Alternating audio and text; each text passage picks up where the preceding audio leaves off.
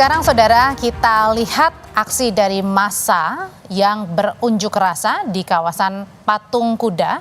Sejauh ini kalau yang kita lihat di visual tidak ada pendukung dari Presiden terpilih Prabowo Subianto yang menggelar aksi. Tapi dapat terlihat memang massa di sore hari ini berunjuk rasa di depan kawasan Patung Kuda. Ini area kawasan Patung Kuda ini tidak jauh jaraknya, dekat dengan Mahkamah Konstitusi.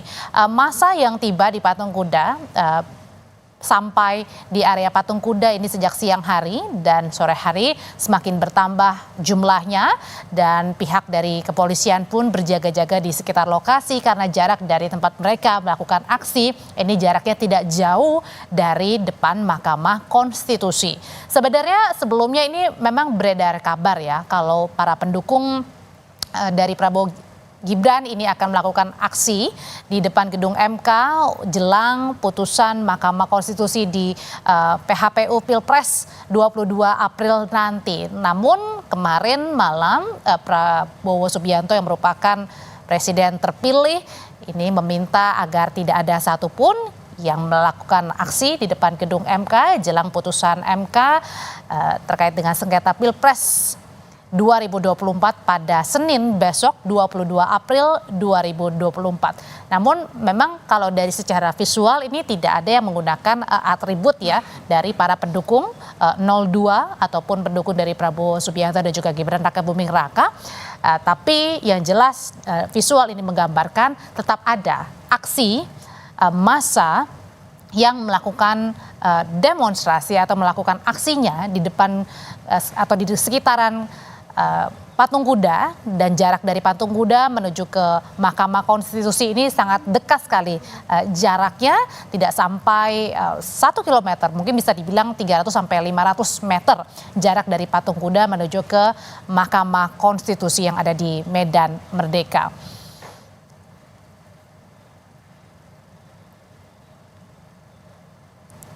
Massa pun terus melakukan aksi unjuk rasa. Yang terbaru saudara, ini dikabarkan bertambah massa yang datang ke sekitaran Patung Kuda. Diawali dengan tadi siang sekitar setelah sholat Jumat, begitu massa sudah mulai pelan-pelan bergerak menuju ke Patung Kuda.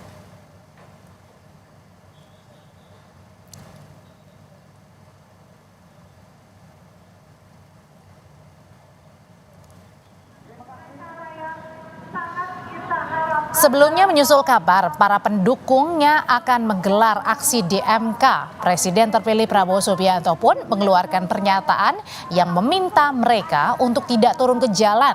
Prabowo Subianto mengingatkan hasil penghitungan suara yang sudah ditetapkan oleh Komisi Pemilihan Umum merupakan hasil pemungutan suara yang sah. Prabowo meminta para pendukungnya tidak terprovokasi untuk berdemonstrasi jelang putusan MK Senin depan 22 April 2024. Prabowo Subianto meminta dengan sungguh-sungguh kepada seluruh masyarakat Indonesia, khususnya 96,2 juta rakyat Indonesia yang telah memilih pasangan Prabowo Gibran, untuk tidak melakukan aksi apapun di depan gedung Mahkamah Konstitusi ataupun di tempat-tempat lain, apalagi di jalanan, demi menjaga kesejukan demokrasi, menjaga persatuan dan keutuhan bangsa, menjaga kerukunan di antara seluruh rakyat Indonesia. Kami mohon kepada hakim-hakim Mahkamah Konstitusi Republik Indonesia untuk mencegah dan memberhentikan praktik-praktik pemusatan kekuasaan di eksekutif. Kita telah lihat pada putusan 90, Mahkamah mengetuk hati nurani agar supaya para hakim Mahkamah Konstitusi yang mulia bisa benar-benar memakai akal yang sehat dan sebagai bangsa beragama, dan dia dengan etika keagamaan yang tulus. Atas nama organisasi, juga atas nama warga negara, menyatakan sebagai sahabat hakim dari Mahkamah Konstitusi, kemenangan Prabowo Gibran dalam Pilpres 2024 adalah sah dan tidak ada kecurangan.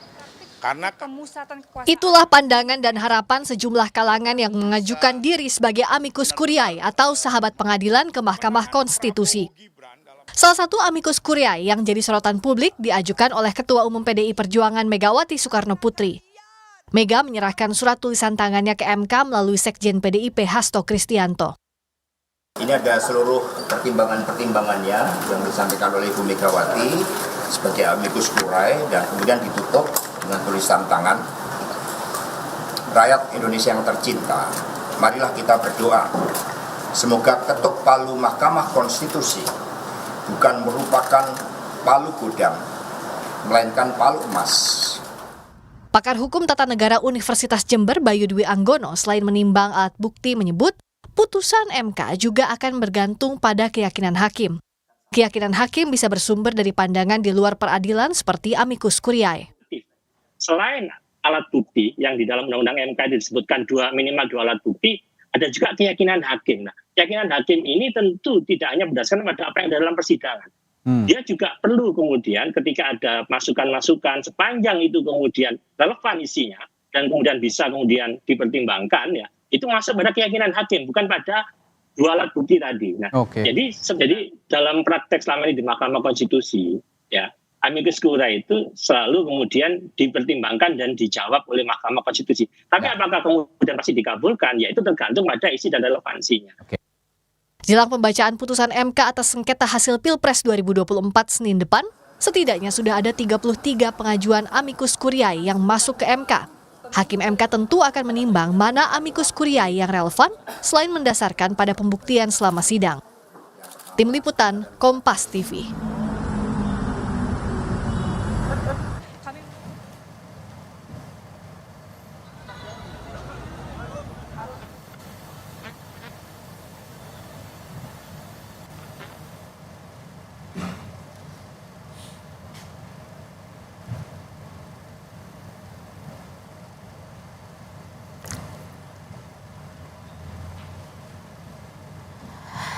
Jelang putusan Mahkamah Konstitusi, Saudara, tentang sengketa hasil Pilpres yang nanti akan berlangsung pada tanggal 22 April 2023 atau 2024, masa berdemonstrasi pada siang hingga sore hari ini di kawasan Patung Kuda.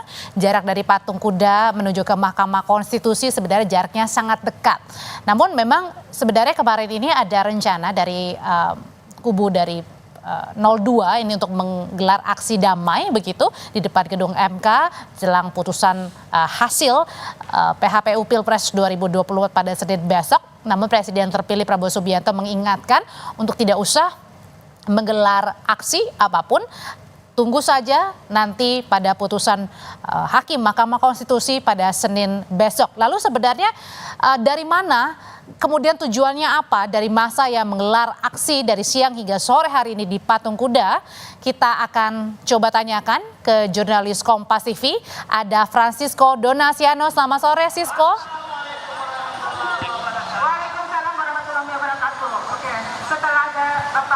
Saya akan coba menghubungi lagi. Francisco, sudah mendengar suara saya? Ya baik, kami tidak bisa mendengar suara Anda dengan cukup jelas seperti itu. Namun yang bisa kami gambarkan untuk saat ini adalah ada kemudian 2 masa aksi yang digelar di daerah Patung Kuda. Seperti itu kalau dari pantauan kami, ini sudah terjadi pada pukul 10 pagi tadi. Kemudian yang di sebelah kiri kami ataupun juga di depan gedung Sabta Pesona. Dan untuk yang berada di sebelah kanan kami ini baru dimulai sekitar pukul 2 siang ataupun juga sekitar pukul 3 waktu Indonesia Barat. Nah, kedua masa aksi ini juga menyuarakan hal yang berbeda sebenarnya dalam tuntutan ataupun juga yang diutarakan dalam pada petang hari ini di dekat gedung Mahkamah Konstitusi. Karena memang saat ini juga masih untuk menunggu hasil pemusyawaratan hakim juga yang nantinya ini akan memutuskan ataupun juga mengungkapkan kemudian hasil dari putusan nantinya pada tanggal 22. Nah, cukup menarik sebenarnya kalau bisa kami gambarkan kepada Anda bahwa kedua kubu kalau bisa kami sebut seperti itu yang di sebelah kanan ini membuat ataupun juga menyuarakan agar masyarakat ini bisa untuk menerima hasil ataupun juga putusan tanpa tanpa adanya intervensi dari Mahkamah Konstitusi terhadap nantinya putusan yang akan disampaikan pada tanggal 22 nanti. Nah, kalau dari pantauan kami memang ini sejumlah masyarakat khususnya dalam hal ini adalah mahasiswa menggelar masa aksi mulai dari pukul 3 sehingga juga menimbulkan arus ataupun juga penutupan arus lalu lintas di sekitar jalan ataupun juga di Medan Merdeka Barat yang juga menuju ke arah Mahkamah Konstitusi ataupun juga ke Balai Kota. Nah, ini baru yang di sisi sebelah kanan kami ataupun juga yang berada ataupun yang sedang diambil gambarnya oleh juru kamera kami Bondan Wicaksono yang tergambar dalam visual Anda. Saling saut ataupun juga saling mengutarakan pendapat itulah bisa kami sampaikan kepada Anda. Jadi di sisi sebelah kanan ini mendukung untuk kemudian keputusan Mahkamah Konstitusi, namun yang untuk di sebelah ini juga meminta untuk Presiden Joko Widodo ini juga tidak adanya intervensi. Nah, kalau kita lihat ataupun juga disampaikan juga, kemudian kalau dari sisi di sebelahnya, kalau kita beralih seperti itu ke sisi seberang dari Patung Kuda, ini adalah untuk meminta bahwa MK ini kemudian mengabulkan tuntutan yang disampaikan oleh kedua belah pihak ataupun juga paslon 01 ataupun juga 03 yang disampaikan beberapa waktu lalu. Tentunya ini juga cukup menarik bahwa rencananya untuk kedua masa aksi ini diperkirakan ataupun juga diproyeksikan sebenarnya baru akan selesai nantinya pada pukul 5 petang nanti ataupun juga sebentar lagi, dan biasanya kalau kita melihat kemarin ini akan bubar ataupun juga mengundurkan diri seperti itu pada pukul 6 sore. Namun memang kita lihat saja untuk bagaimana nantinya eskalasi yang terjadi ataupun juga yang akan terpantau di kawasan Patung Kuda Arjuna Wiwaha ini.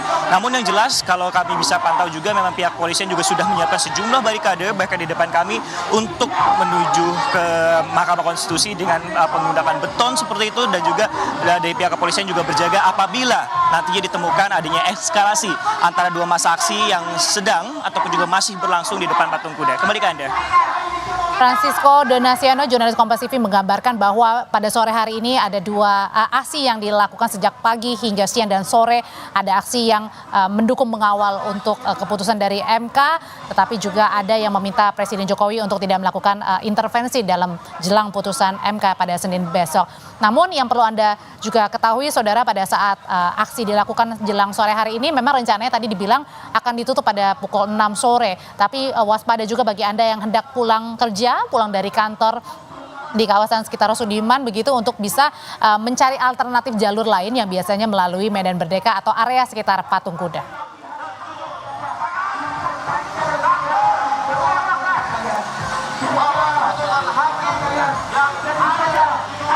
Informasi lainnya di Kompas Petang akan dibawakan rekan saya Tifal Solesa. Tifal? Ya, Audrey, jelang putusan Mahkamah Konstitusi, pembahasan komposisi Kabinet Prabowo Gibran kian intens. Meski begitu, Gerindra enggan menyebut nama-nama politisi yang jadi calon kuat untuk masuk dalam kabinet. Diskusinya akan hadir sebentar lagi.